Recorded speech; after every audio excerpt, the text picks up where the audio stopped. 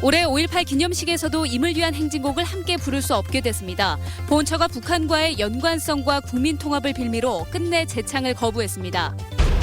5.18 당시 복면을 쓴 시민군의 신원이 확인됐습니다. 5.18을 왜곡하는 발언을 일삼고도 법적 처벌을 피해온 극우 인사들의 처벌로까지 이어질 수 있을지 주목됩니다. 광주 유니버시아드 대회까지 꼭 50일이 남았습니다. 대회의 성공 개최를 다짐하는 행사가 이어지고 있습니다. 광주 국제영화제가 개막했습니다. 오늘 18일까지 닷새 동안 100여 편의 영화가 선보입니다. 여러분 안녕하십니까? 그동안 국가보훈처는 일부 단체들이 애국가 대신에 부르는 노래라서 5.18 기념식에서 임을 위한 행진곡을 재창할 수 없다고 말해왔습니다. 여기에 대해서 오늘은 사실상 종북 딱지까지 붙였습니다. 그것도 재창이 안 되는 이유를 공식적으로 밝히면서 그랬습니다. 보훈처가 꼽은 이유들을 들어보시고 합당한지 한번 판단해 보시죠. 송정근 기자입니다.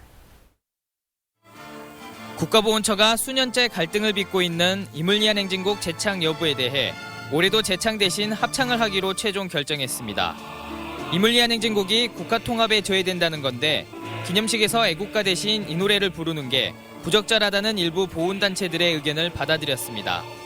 그러면서 북한과의 관련성을 강조했습니다. 임을 위한 행진곡이 북한의 5.18 영화인 임을 위한 교양시의 배경음악으로 쓰였고 작사에 참여했던 황석영 씨가 방북했던 경험이 있다는 겁니다. 이런 점 때문에 국가보훈처는 노래 가사에 나오는 임과 새날의 의미가 논란의 대상이라고 말합니다.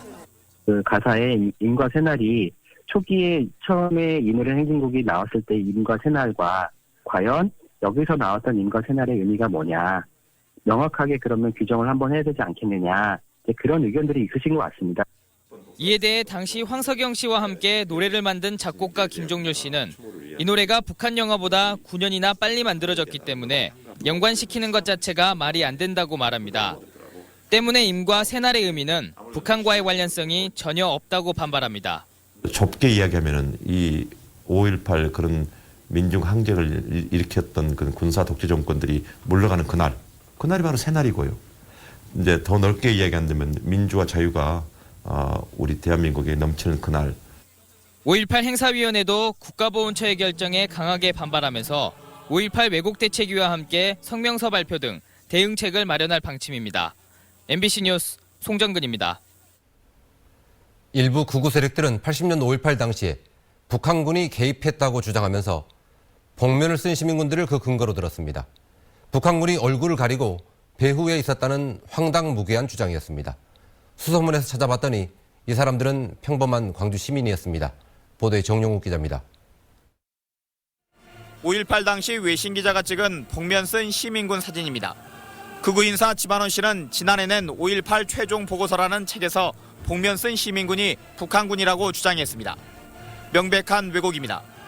사실 확인 결과 사진 속 인물 중 한 명은 당시 시민군 기동 타격대로 활동했던 임성택 씨였습니다. 5.18 유공자인 임 씨는 공수부대에 맞서 총을 들었던 시민을 간첩이나 불순분자로 매도하는 건 용납할 수 없다고 말합니다. 멀쩡한 이렇게 살아있는 우리 민주화를 위해서 목숨을 걸고 싸웠던 사람을 지금에 와갖고 계속 한두 번도 아니고 폭도로 매도오고 불순분자로 매도오고. 사진이나 판결문, 수사기록 등을 통해 찾아낸 복면 쓴 시민군은 임 씨를 포함해 모두 9명. 5.18 역사왜곡 대책위는 이달 안에 명예훼손 혐의로 5.18 역사를 왜곡하는 극우 인사들을 고소할 예정입니다. 이 부분은 복면을 한 사람들에서 특정화시켰기 때문에 충분하게 재판부에서는 받아들일 수밖에 없지 않느냐. 피해자가 구체적으로 특정되지 않았다는 이유로 그동안 명예훼손 처벌을 받지 않은 극우 인사들에게 이번 법적 조치가 경종을 울릴 수 있을지 주목됩니다. MBC 뉴스 정용욱입니다. 문재인 대표를 비롯한 새정치민주연합 지도부가 정부가 주관하는 5.18 기념식에 불참하는 방안을 검토하고 있습니다. 새정치연합 김성수 대변인은 정부 행사 참석에 신중한 검토가 필요하다는 의견이 있어서 여러 상황을 종합적으로 검토한 뒤에 최종 방침을 결정할 것이라고 말했습니다.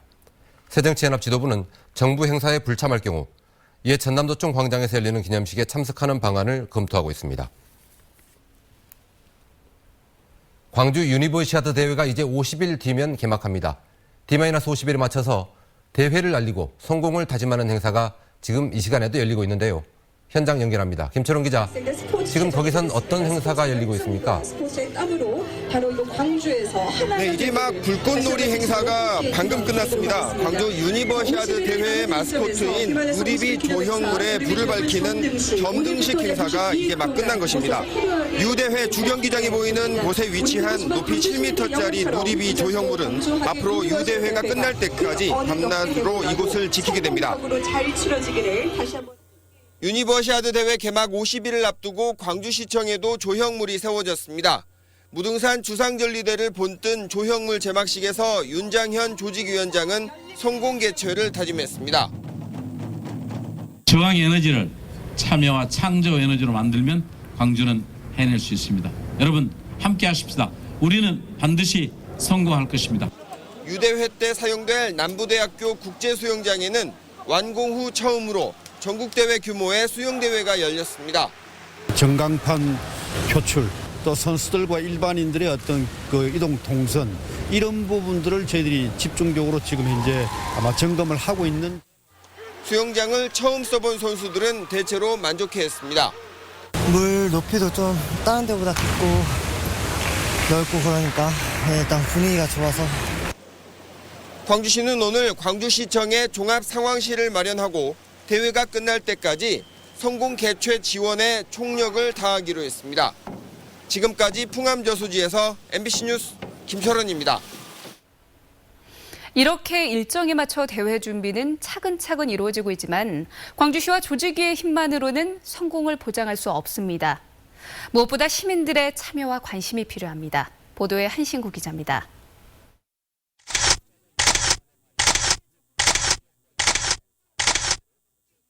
불법 주차와 쓰레기 무단 투기, 도심에 어지럽게 널려있는 불법 적치물과 노점. 광주를 찾는 외지인들이 첫인상으로 받는 볼상사나운 모습입니다. 생활 속 작은 일탈로 치부되지만 도시의 품격, 이미지와 직결되는 부분입니다. 아무래도 쓰레기죠. 저는 어느 도시를 가더라도 가장 깔끔하게 정리되어 있는 그런 일본 같은 데가 되게 깨끗하잖아요. 그게 인상이 되게 남아요.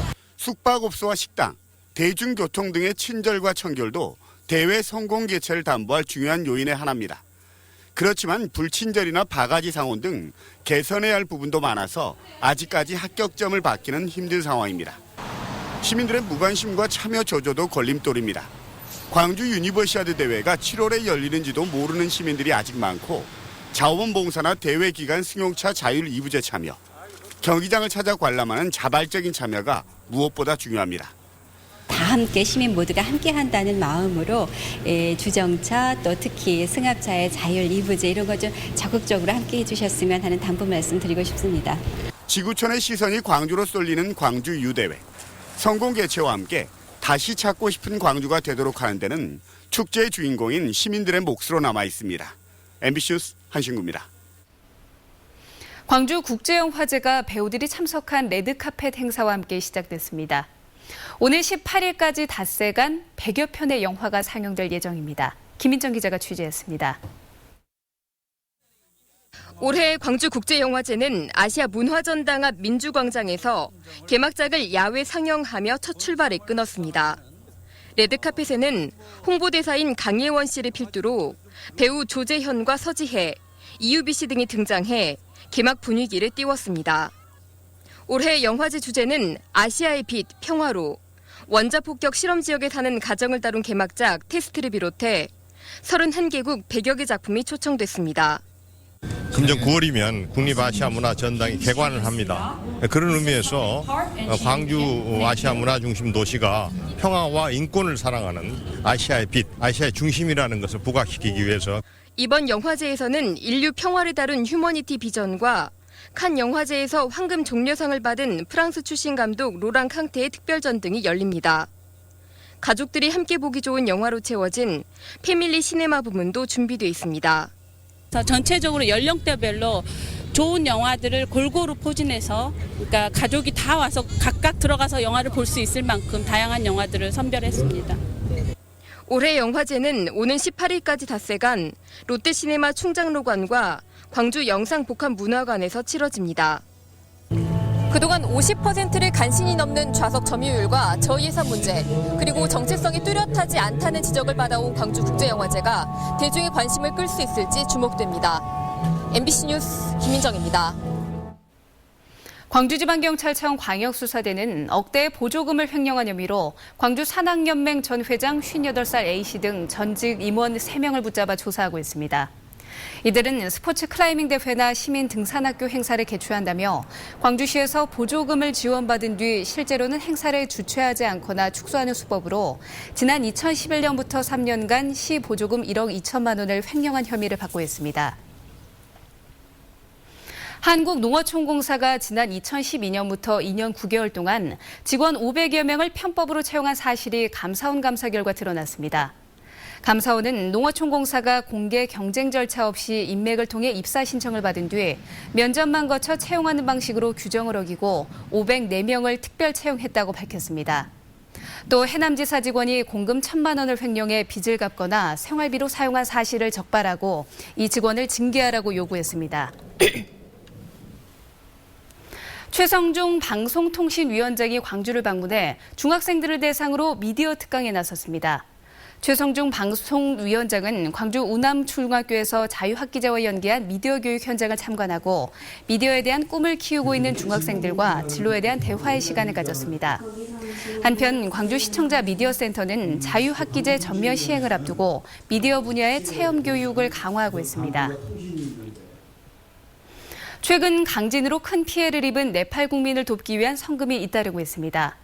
여성 자원봉사단체인 국제소롭티미스트 광주 무등클럽 회원들이 광주 MBC를 방문해 200만 원을 기탁했습니다.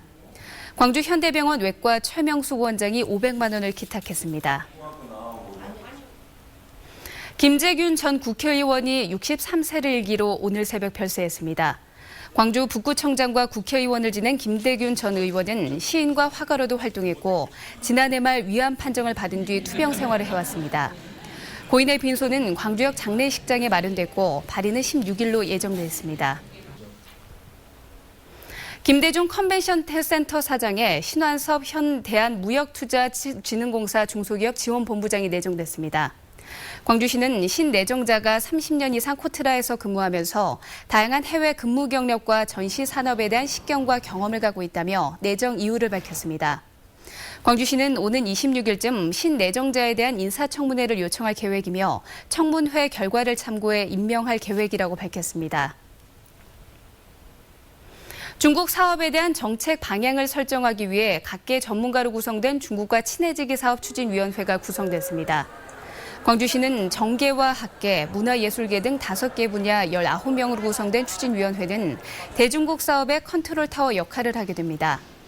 추진위의 정책 과제로는 특급 호텔과 면세점 개설 등 친중국 환경 구축과 테마형 관광 상품 개발, 한중 공동 문화 콘텐츠 개발 등이 포함됐습니다. 제9대 광주예술문화단체 총연합회장으로 최규철 씨가 취임했습니다. 광주예총은 오늘 광주시 서구 라마다 호텔에서 회원들이 참석한 가운데 취임식 행사를 가졌습니다. 최규철 회장은 3선 연임 논란 속에 치러진 선거에서 임관표 후보를 제치고 당선됐습니다.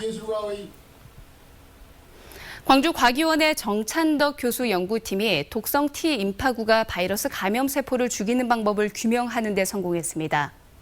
그동안에는 독성 T 임파구가 바이러스 감염세포를 죽인다는 사실은 알려졌지만 작용 원리가 밝혀지지 않아 치료법 개발 등에 활용되지 못했습니다. 연구팀은 이번 연구가 신종플루나 AI 등 바이러스를 퇴치하고 암 정복을 연구하는 데 새로운 이정표가 될 것으로 기대했습니다. 오늘 오전 7시쯤 광주시 서구 농성동 돌고개역 사거리에서 외제차가 신호대기 중이던 승합차를 뒤에서 들이받아 사중 추돌 사고가 발생했습니다. 이 사고로 승합차 운전자 71살 김모 씨가 중상을 입었습니다.